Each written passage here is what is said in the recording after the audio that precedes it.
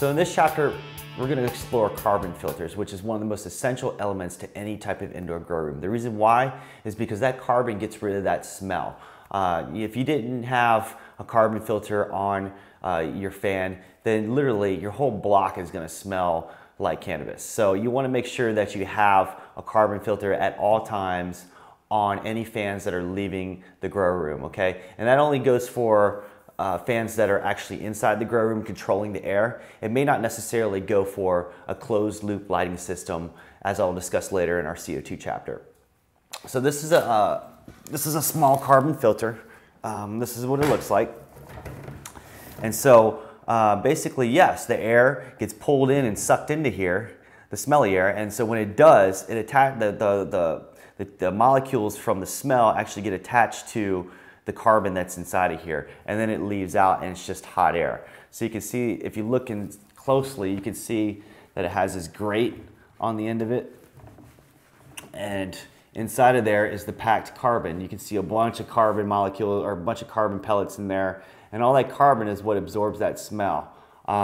If the more porous the carbon is, the more space you have on this, the more CFM you can put through it. CFM stands for cubic feet per minute. So that's how much air you can move out of a room per minute. So when you look at the ratings on your fans and you look at the ratings on the carbon filters, you want to make sure that you can kind of match it up, and the carbon filter always will be bigger than your fan.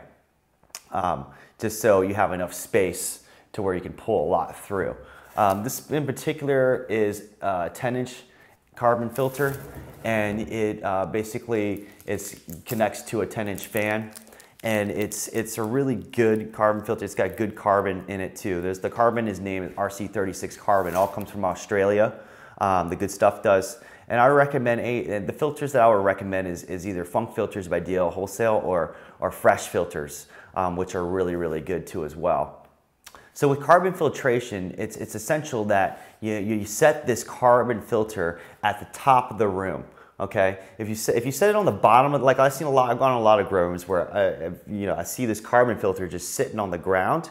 It's not really doing anything. You're not getting all that heat from up that's rising up top and pulling it through. You're not using it effectively enough. If you take this, rope it with some chain, put some hooks in the ceiling, and hang it from the ceiling, all the air is hot air is gonna move up to where it goes through the carbon filter. And let's just say you're not using CO2, it runs through your lights and then runs out the exit chamber, okay? So you wanna make sure that you have this in a high position so that way it works more effectively. Another thing is you wanna make sure that none of this space is being blocked by anything. So for instance, if I was to jam it up against the ceiling, part of this would be covered so that way it won't be active. You want to try to let it sit down just a little away from you, kind of have it all open around all sides so that way all the maximum amount of air can go inside the carbon filter and be filtered through before it leaves the building. So carbon filtration is essential. You can also do double carbon filtration. I've seen that before too as well, where you have a string of lights and it runs through into the carbon filter, but it's blowing into the carbon filter, but then you have a completely sealed chamber that another carbon filter sits in, and there's another fan that's taking it out. So it's essentially going through and pulling the carbon through, pulling through the carbon first, and then out, in through carbon again, and then out. So that's called double carbon filtration. That's a definitely effective way if you want to set up a manifold for a string of lights. Let's just say you have a couple 4x8 trays, or like 4 or 5 4x8 trays, and you have to position the lights a certain way. So you have to develop a manifold that's going to pull enough air out of the lights to be able to pull it into here and then pull it out again. So, but the other side is going to be open. So you have to be able to determine what exactly that you want, but that's an effective way of doing it. You have to make sure there's at least 200 CFM per light. For every 1,000-watt light, there has to be at least 200 to 250 CFM of air pulling through it in order to effectively cool it. Even if you're using air conditioner, I would still recommend that. So, you doing that, you can pull a lot of the air out, you can pull a lot of the heat out, but most importantly, you pull a lot of the smell out. You won't be able to smell anything once that happens.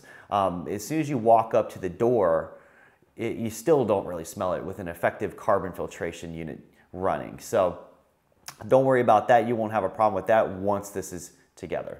Another type of filter that we have over here It's more or less designed for your intake, okay? And it's called a HEPA filter.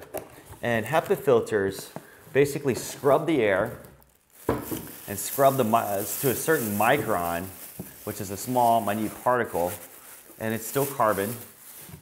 And so this is going to go like either on one side of your fan sucking or on the other side blowing. It can be either or.